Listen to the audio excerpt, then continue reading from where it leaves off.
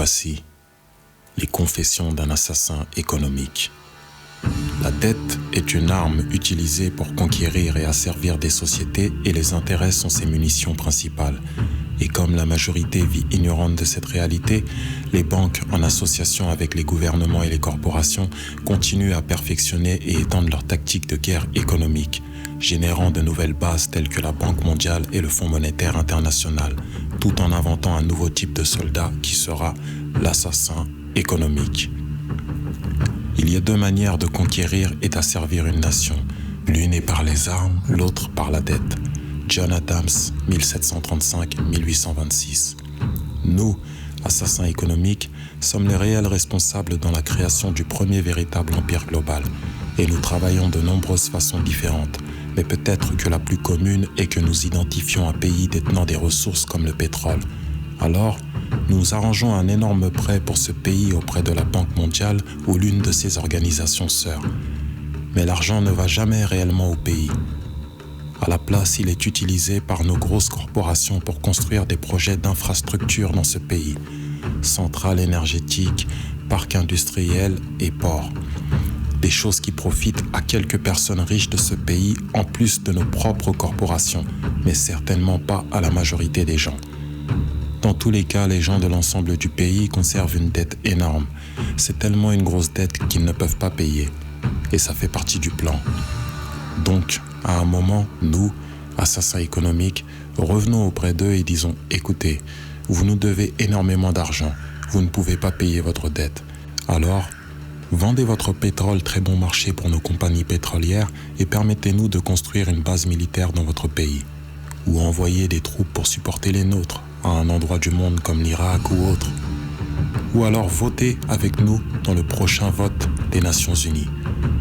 Tout ceci est mis en œuvre dans les pays pris pour cible pour que leurs compagnies d'électricité, leurs eau et systèmes de canalisation deviennent privatisés et vendus aux sociétés états-uniennes ou autres sociétés multinationales. Donc, il y a une multitude de choses. Et c'est si typique la manière dont le FMI et la Banque mondiale travaillent. Ils mettent les pays en dette et cette dette est si grosse qu'elle ne peut être remboursée. Après quoi, elle offre de financer à nouveau cette dette et se faire payer plus d'intérêts. Ce quid pro quo, ou autrement dit un échange de bons procédés, qu'ils appellent conditionnalité du FMI, terme désignant certaines exigences, parmi lesquelles les pays redevables doivent vendre leurs ressources, incluant plusieurs de leurs services sociaux, leur société de maintenance, leur système scolaire, parfois leur système pénal, leur système d'assurance à des sociétés étrangères. Donc c'est un double, triple, quadruple revers dévastateur. Le besoin d'un tueur à gages économique est né au début des années 1950. Alors que Mossadegh venait d'être démocratiquement élu en Iran, il était considéré comme l'espoir pour la démocratie dans le Moyen-Orient comme dans le monde entier. Il était l'homme de l'année selon Time Magazine. Mais une chose qu'il a apportée et fini par appliquer était l'idée que les compagnies pétrolières étrangères devaient payer le peuple iranien bien plus pour le pétrole qu'elles ne le faisaient. Et que les Iraniens devaient profiter de leur propre pétrole. Politique étrange. Nous n'aimions pas cela, bien sûr. Mais nous étions anxieux de faire ce que nous faisions normalement, c'est-à-dire envoyer des militaires. À la place, nous avons envoyé un agent de la CIA, Kermit Roosevelt, un parent de Teddy Roosevelt.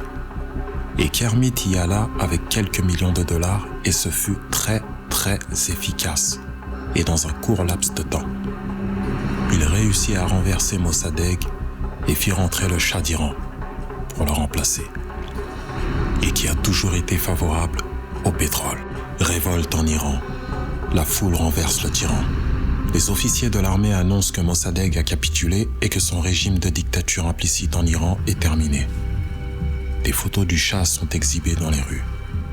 Alors que l'opinion se renverse, le Shah de retour est bien accueilli.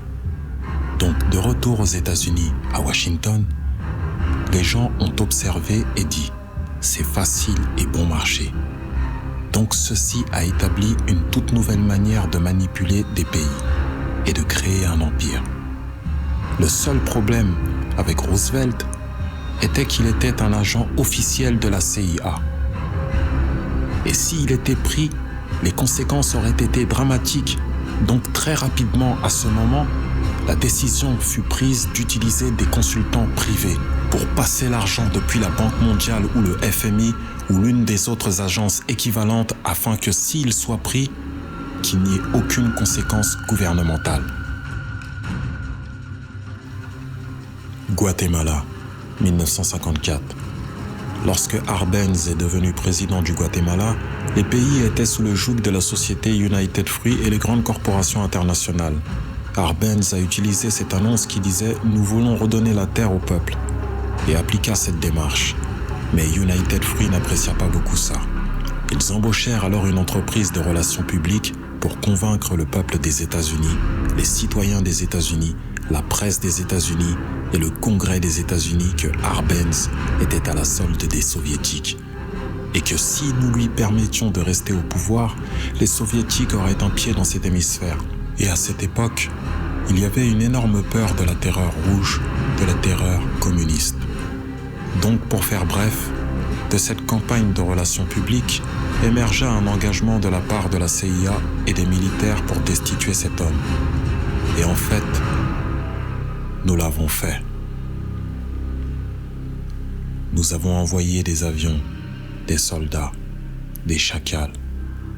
Nous avons envoyé tout le nécessaire pour le faire sortir et nous l'avons sorti. Et aussitôt qu'il fut relevé de ses fonctions, le nouveau qui le remplaça rétablit tout pour les grosses corporations internationales, United Fruit incluse.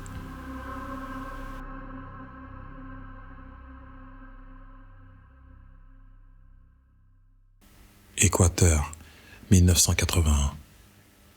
L'Équateur a très longtemps été gouverné par des dictateurs pro-états-uniens, souvent et relativement brutaux. Il a d'abord été décidé qu'ils auraient une véritable élection démocratique. Jaime Roldos concourut, et son objectif principal en tant que président, disait-il, serait de faire en sorte que les ressources pour l'Équateur soient utilisées pour aider le peuple.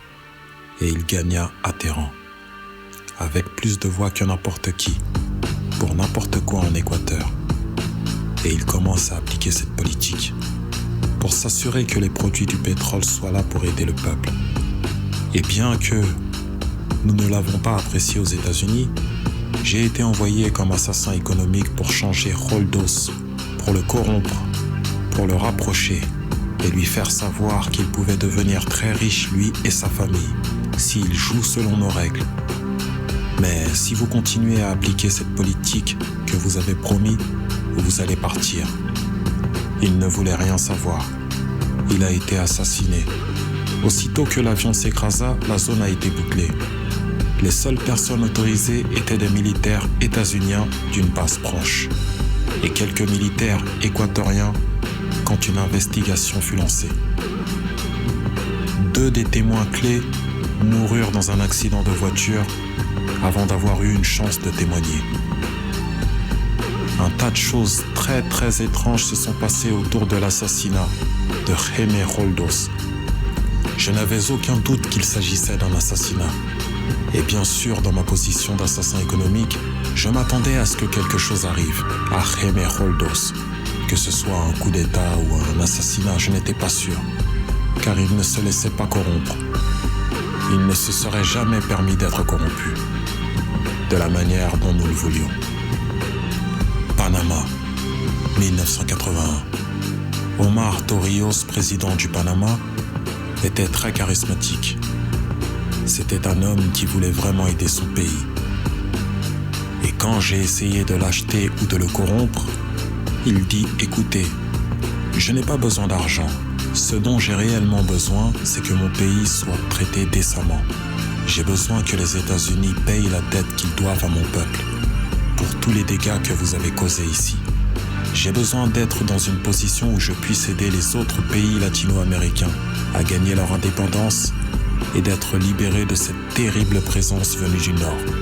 Vous nous exploitez terriblement J'ai besoin que le canal du Panama revienne dans les mains du peuple panaméen. C'est tout ce que je veux. Donc laisse-moi tranquille et n'essaye pas de m'acheter. On était en 1981. Et en mai, Jaime Roldos se faisait assassiner. Et Omar était parfaitement au courant de ça. Torrijos rassembla sa famille et dit « Je suis probablement le prochain, mais ça ne fait rien, car j'ai réalisé ce pourquoi je suis venu ici. J'ai renégocié le canal. Le canal sera désormais entre nos mains. Nous avons fini de négocier le traité avec Jimmy Carter. » 2 mois plus tard, il fut mort dans un accident d'avion. Il n'y a pas de doute. Il fut exécuté par les chacals de la CIA. Un des parents de Torrijos lui donna au dernier moment, alors qu'il montait dans l'avion, un magnétophone. Un petit magnétophone qui contenait une bombe. Venezuela, 2002. Le système a continué presque de la même manière. Pendant des années et des années, hormis que les assassins économiques soient devenus de plus en plus en point, nous avons fait face à très récemment ce qui s'est passé au Venezuela. En 1998, Hugo Chavez se fait élire président, succédant à une longue lignée de présidents qui ont été très corrompus et qui ont littéralement détruit l'économie du pays. Et Chavez fut élu au milieu de cela. Chavez se dressa face aux États-Unis et il le fit principalement en demandant que le pétrole vénézuélien soit utilisé pour aider le peuple vénézuélien. Eh bien, nous n'aimions pas cela aux États-Unis. Alors, en 2002, un coup d'État fut arrangé. Il n'y a pas de doute pour moi, ni pour la plupart des gens, que la CIA était derrière ce coup. La manière dont ce coup a été fomenté était très caractéristique de ce que Kermit Roosevelt a fait en Iran. De payer des gens pour sortir dans la rue, pour troubler, pour protester, pour dire que Chavez était très impopulaire. Vous savez, si vous faites appel à quelques milliers de personnes pour faire ça, la télévision peut donner l'impression qu'il s'agit de tout le pays et les choses commencent à bourgeonner. Excepté que, dans le cas de Chavez, il a été assez intelligent et le peuple était si fortement pour lui qu'ils l'ont surmonté. Ce qui fut un moment phénoménal dans l'histoire de l'Amérique latine. Irak, 2003.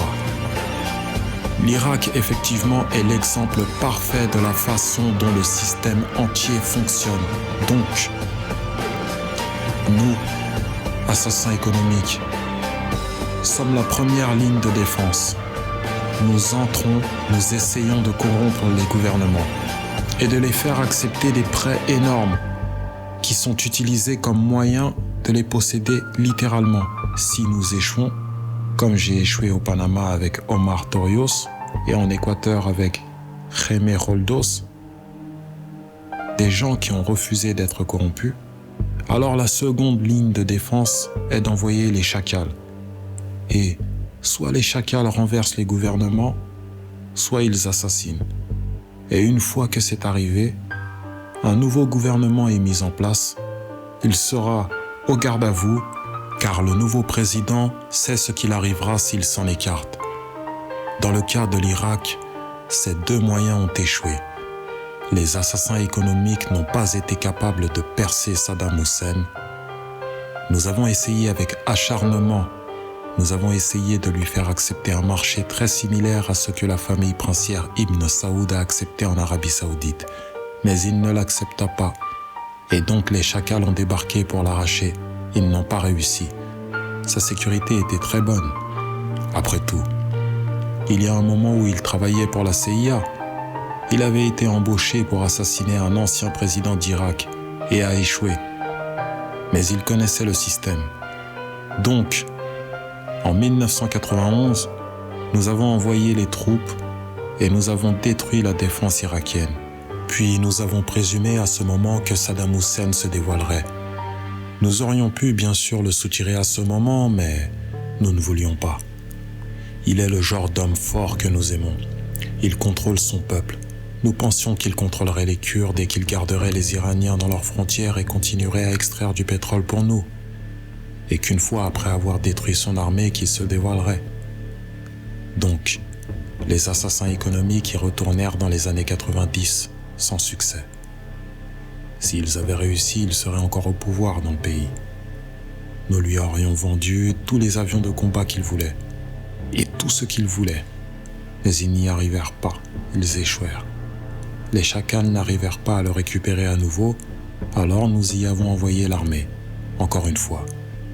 Et cette fois-ci, nous avons fait la totale et l'avons retiré. Par la même occasion, nous avons créé pour nous quelques affaires de construction très lucratives pour reconstruire le pays que nous avons réellement détruit, ce qui est une véritable affaire pour qui détient des sociétés en bâtiment, comme Halliburton. Donc, l'Irak est passé par 3 étapes. 1. Les assassins économiques ont échoué. 2. Les chacals ont échoué. 3. L'armée s'y est rendue pour cette guerre qui avait pour appui des soi-disant armes chimiques. C'est de cette manière que nous avons réellement construit un empire. Mais nous l'avons fait subitement. C'est clandestin. Tous les empires du passé ont été érigés par l'armée. La majorité de la population aux États-Unis n'a aucune idée que nous vivons pour le bénéfice de l'empire clandestin. Qu'aujourd'hui il y a plus d'esclavage dans le monde que jamais auparavant. Donc vous devez vous poser la question, eh bien, si c'est un empire, alors qui est l'empereur? Manifestement, nos présidents des États-Unis ne sont pas des empereurs. Un empereur est quelqu'un qui n'est pas élu, ne remplit pas un mandat et ne rend pas de compte. Donc, vous ne pouvez étiqueter nos présidents de cette façon. Mais nous avons ce que je considère être l'équivalent d'un empereur. Et c'est ce que j'appelle la corporatocratie. La corporatocratie est ce groupe d'individus qui administrent nos plus grosses corporations. Exxon, Federal Reserve, FMI, JP Morgan Chase, CIA, World Trade Organization, World Bank, etc. Et ils agissent réellement comme les empereurs de cet empire. Ils contrôlent nos médias soit par la possession directe ou par la publicité. Ils contrôlent la plupart de nos politiciens, car ils financent leurs campagnes soit au travers des corporations ou par des contributions personnelles qui émergent des corporations. Ils ne sont pas élus, ils ne remplissent pas un mandat, ils ne rendent de compte à personne. Et au sommet de la corporatocratie, vous ne pouvez distinguer si la personne travaille pour une société privée ou le gouvernement, car ils font toujours un mouvement de va-et-vient. Donc, vous avez un type qui est à un moment le président d'une grosse société en bâtiment comme Halliburton, et le moment suivant, il est le vice-président des États-Unis, ou le président qui était dans le négoce du pétrole. Et c'est vrai que vous avez des démocrates ou des républicains dans l'administration, vous avez ce mouvement de va-et-vient. Et dans un sens, notre gouvernement est invisible la plupart du temps. Et ces stratégies sont exécutées par nos corporations à un niveau ou à un autre. Et encore une fois, les stratégies des gouvernements sont essentiellement forgées par la corporatocratie et sont alors présentées au gouvernement et deviennent des plans gouvernementaux. Ces gens n'ont pas à se regrouper et comploter pour faire les choses. Leur principe essentiel et fondamental est de maximiser les profits sans considérer le coût social et environnemental. Cette opération de manipulation par la corporatocratie au travers des dettes, corruption et renversement politique est appelée la mondialisation. Comme la Réserve fédérale garde le public américain dans une position de servitude au travers de dettes, de l'inflation et des intérêts, la Banque mondiale et le FMI exécutent ce rôle à l'échelle mondiale. L'arnaque de base est simple. Mettez un pays en dette, vous divisez le peuple en querelles, ou en corrompant le chef de ce pays qui impose des conditionnalités ou une politique d'ajustement structurel, souvent constituée de la dévaluation monétaire. Par exemple, lorsque la valeur d'une monnaie chute, il en est de même pour tout ce qui est évalué par elle, ce qui rend les ressources locales disponibles pour les pays prédateurs à une fraction de leur valeur. De larges coupes dans les programmes sociaux incluant en général l'éducation et la santé compromettent le bien-être et l'intégrité d'une société, laissant le public vulnérable à l'exploitation. Privatisation des entreprises publiques signifie que les systèmes socialement importants peuvent être rachetés et régulés pour des corporations étrangères pour le profit. Par exemple, en 1999, la Banque mondiale insista pour que le gouvernement bolivien vende le système public d'approvisionnement d'eau de sa troisième ville la plus grande à une subvention de la société états-unienne Bechtel. Aussitôt que ça se produisit, la note d'eau des résidents locaux déjà appauvris a grimpé en flèche.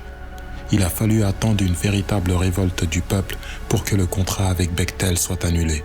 Ensuite, il y a la libéralisation des échanges ou l'ouverture de l'économie retirant toutes les restrictions sur les échanges extérieurs, ce qui permet un certain nombre de réalisations économiques abusives, telles que l'introduction de produits en masse par des sociétés transnationales disloquant la production indigène et ruinant l'économie locale. L'exemple est la Jamaïque, qui après avoir accepté des prêts et des conditionnalités de la Banque mondiale, a perdu son plus grand marché de récolte en raison d'une compétition avec les importations de l'Ouest. Aujourd'hui, d'innombrables agriculteurs sont sans travail car incapables de rivaliser avec les grosses sociétés.